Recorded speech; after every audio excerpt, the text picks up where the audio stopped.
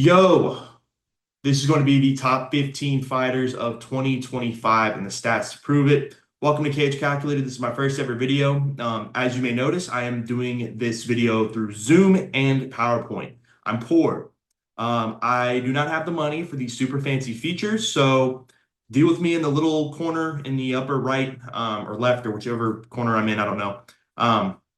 Hopefully you can see me. I know it's not the most exciting setup, but deal with it. This is what we're doing, and I'm excited. So let's get into this, and let's make sure my computer's clicking. There we go. That's a good start. Rules of the rankings.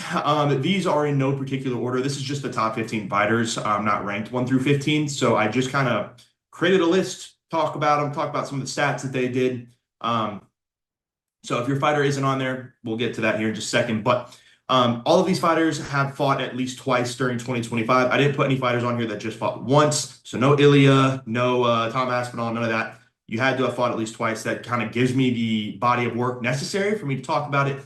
And then you must have not lost more than once in 2025. If you lost twice, you probably didn't have the year you wanted.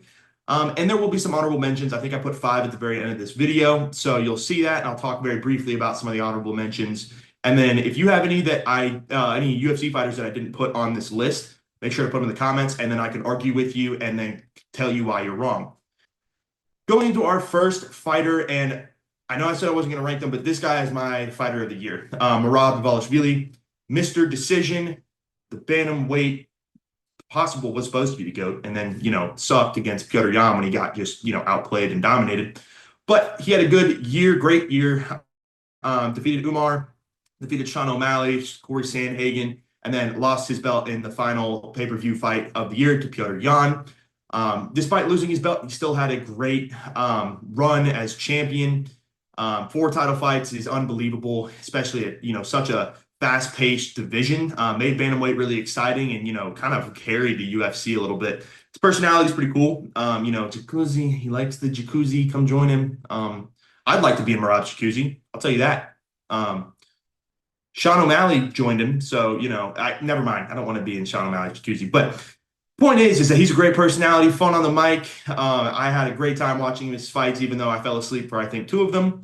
And 76% of his fights are won by decision. We know this, Mr. Decision, and you can see all of his striking stats. I think that 5.97 takedown average is nuts. 6 takedowns per 15 minutes is what that means. Dude just, rips takedowns. He's like a freaking Ray Lewis at bantamweight. The dude just completely takes away the ability to stay on the feet, and he can still be on the feet. His volume is so crazy. His cardio is nuts, and then he just got outplayed by Petr Yan, who we will talk about next. Petr Yan is next on the top 15. Had a great year and finished it the way he wanted it to. Was a former champion in bantamweight. Underrated personality. Watch this dude's interviews. He's got like a really dry humor, so it's kind of weird, but I mess with it. The dude seems pretty cool. And then there's like a picture of him in like a Christmas hat that I've just been, it's the funniest picture of all time. It's so freaking he just looks like a goober. He looks like a man child.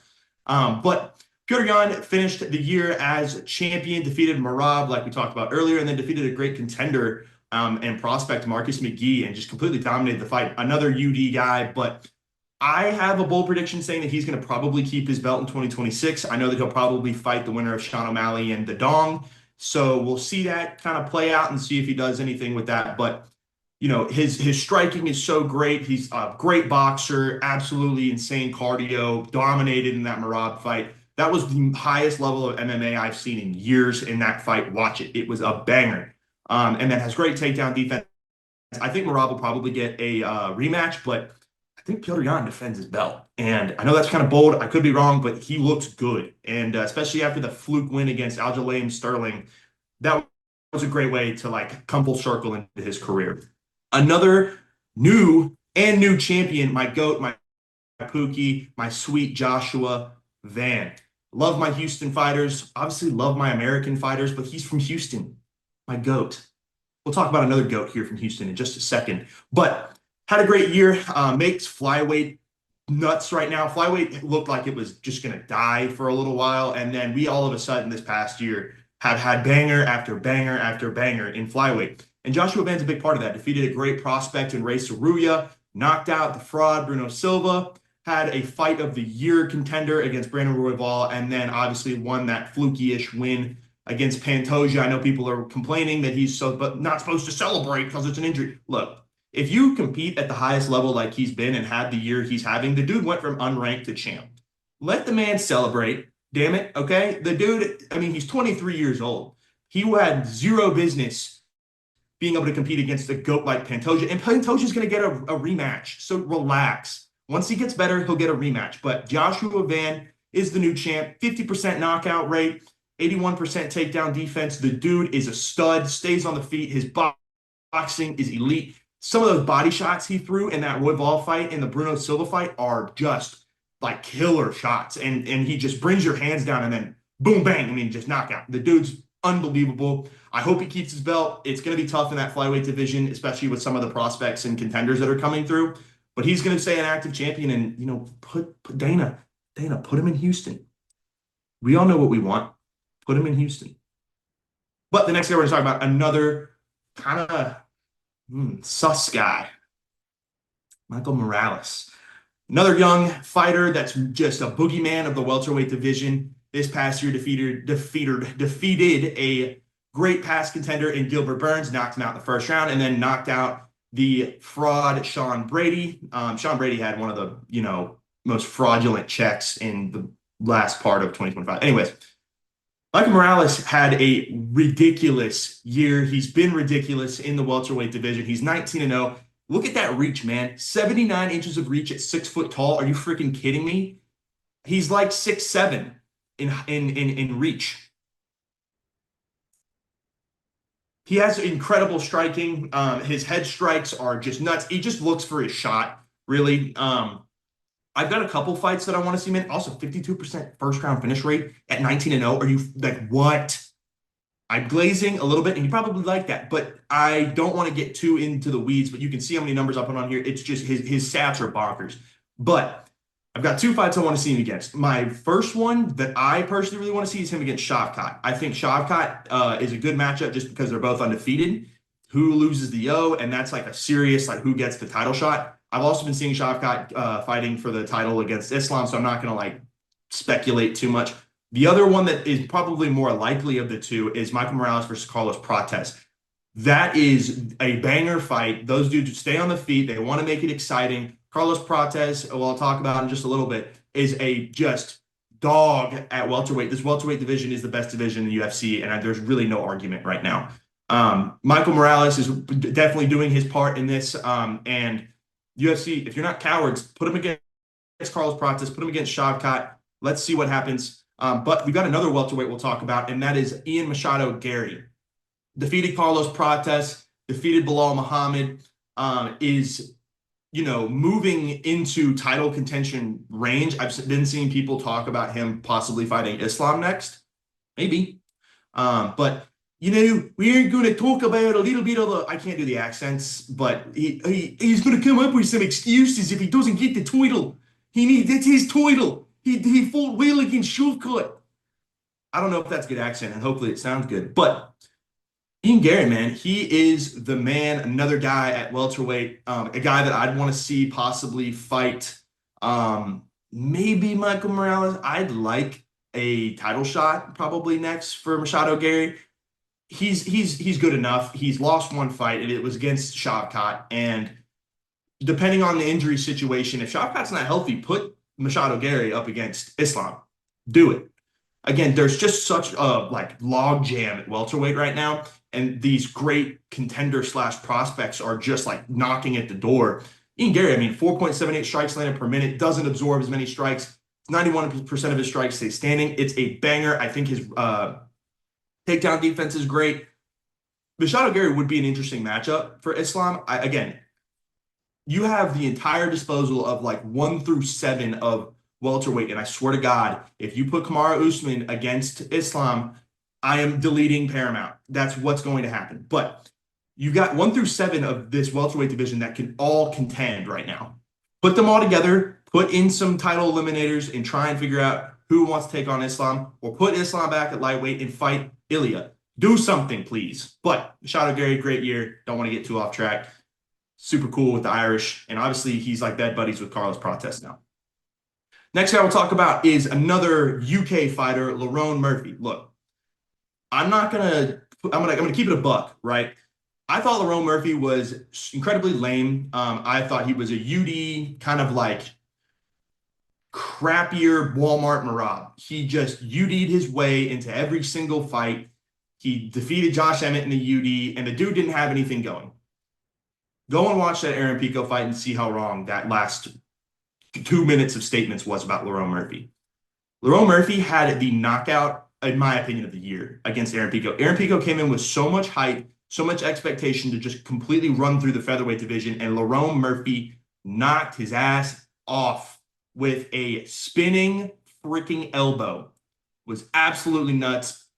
Puts him right into contention for the belt. Whoever loses that Diego Lopez Volkanovski bullshit can fight Lerone Murphy, and yeah, put him in the fight. I know Vivalev, or however you say his name, is the #1 contender. He won't fight. I mean, shocker. Some of these Dagestani fighters and Russian fighters won't fight. I mean, what to do? Story tales all this time.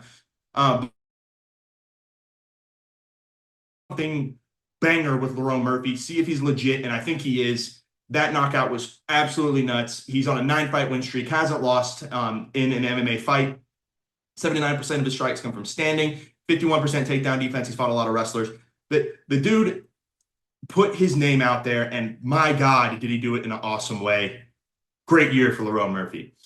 Another guy, so this might be a guy that a lot of MMA fans, like the just casuals, aren't super familiar with, is Mackenzie Costa. The Dalmatian is his nickname. It's a dope nickname. He has the same skin condition as Michael Jackson, so he has like some of like the pigmentation stuff, so that's why he's got like some of these cool markings and stuff. I think it's kind of cool, and he made his nickname off of that. Badass, super cool guy. Defeated Andre Philly in a submission, Christian Rodriguez, Julian Erosa, and then beat Morgan. I don't know how to say the French guy's name, but knocked him out in the first round. I watched that fight. That was the last fight of card of the year, fight night in the Apex. Shout out the Apex. We all hate it. Knocked him out. Super complete fighter. I mean, you can see his head, body, and leg strike percentages, how often he throws. Decent, significant strike actually, and that sub average is awesome. He's a super fun fighter. I want to see him ranked in lightweight at the very end of, or I wanted to see him ranked now, but I think he'll be ranked soon. Had a great year. Super cool personality. Super cool story. Mackenzie Costa, shout out, man. Great year. Mackenzie Dern. So I know a lot of you don't enjoy women's MMA. I like women's MMA. It has some ebbs and flows. It's just a different sport. And there's some bangers. There's an occasional banger or two. Mackenzie Dern, look, she's good at submitting people. Okay? She's good at that. Defeated Amanda Ribas in a submission, and then defeated a good past contender in Berna Jandarova for the title, and is now the women's strawweight champion. Look, this is Zhang Weili's belt. She left to go fight and chase the money fight, if you want to call it that, in women's flyweight against Shevchenko. If Weili wants to go back, she will kill Mackenzie Dern. I'm not trying to be rude. I'm not trying to be a hater, but that's the situation. I'm gonna keep it real. But if Mackenzie Dern stays the champion without having to fight Weili, you look at possibly like a Thug Rose fight. You look at some of these contenders in the women's strawweight division, and maybe she keeps her belt, maybe she doesn't. I don't know. She might be a fraud, but it's kind of a weaker division. But had to put her on here because she's the new champ. Shout out to her. And then we'll talk about Valentina Shevchenko, the snooze fest, but she's the GOAT. I'm not going to hate too much. I've gone and gotten Zaxby's or, some kind of food every time she fights, or, just went and took a shit.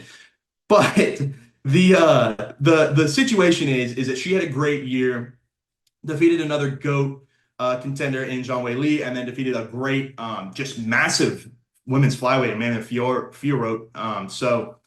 Or Fiorot, I don't know how to say these French names. It's ridiculous. But I want to start with John Anik.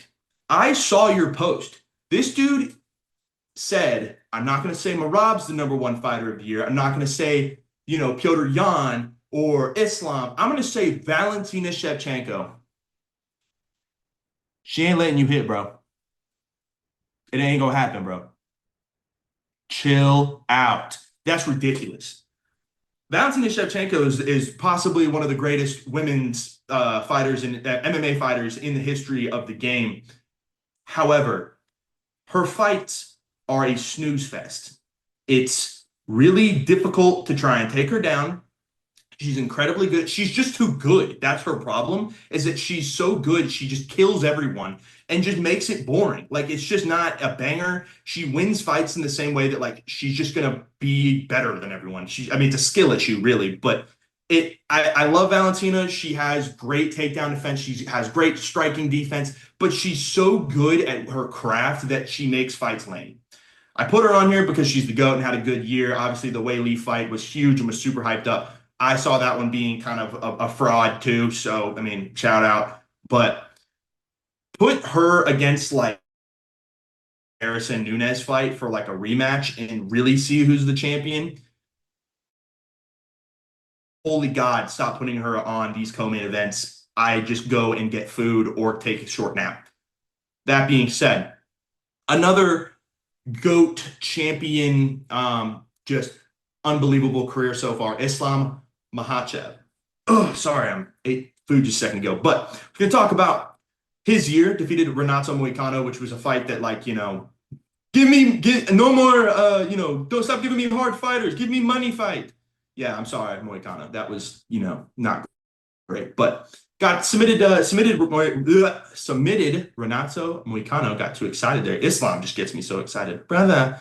And then defeated JDM in a unanimous decision at 322 to take the welterweight belt.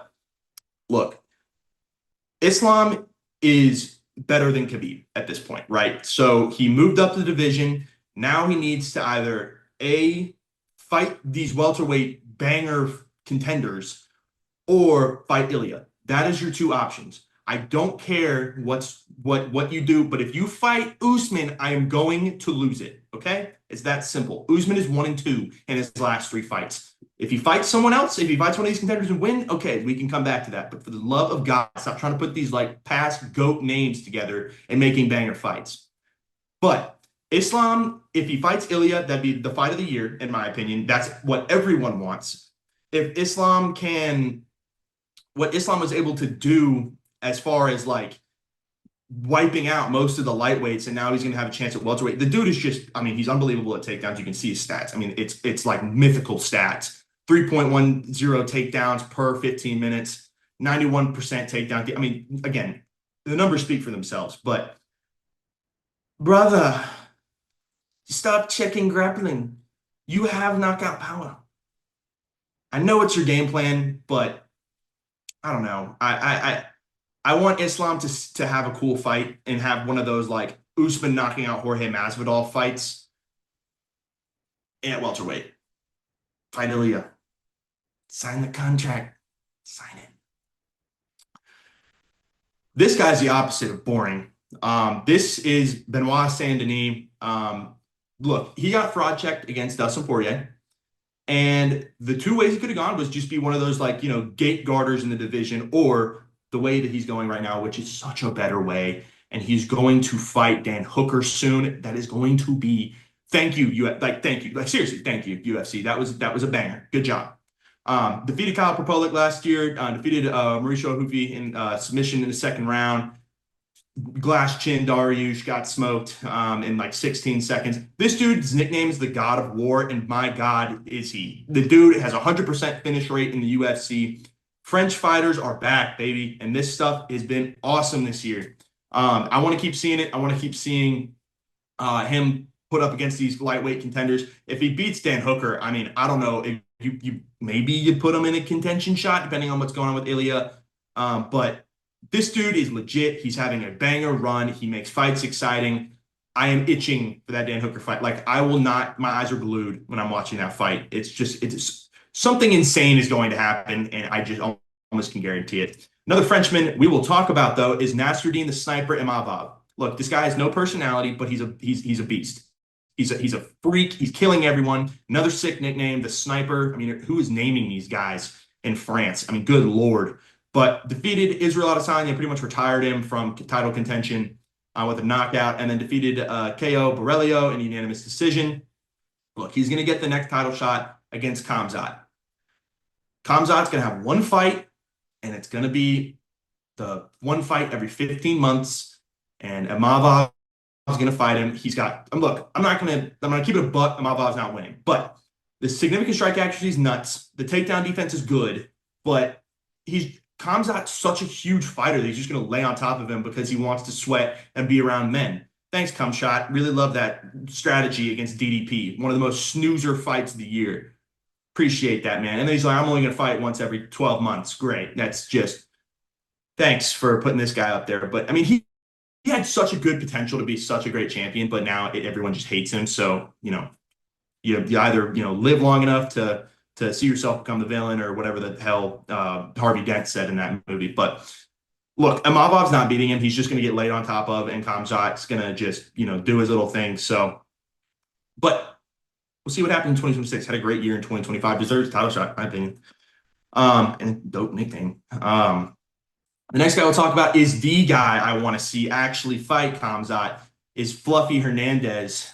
Defeated Brendan Allen, unanimous decision, and subbed Roman Dolidze. This dude is nuts on the ground.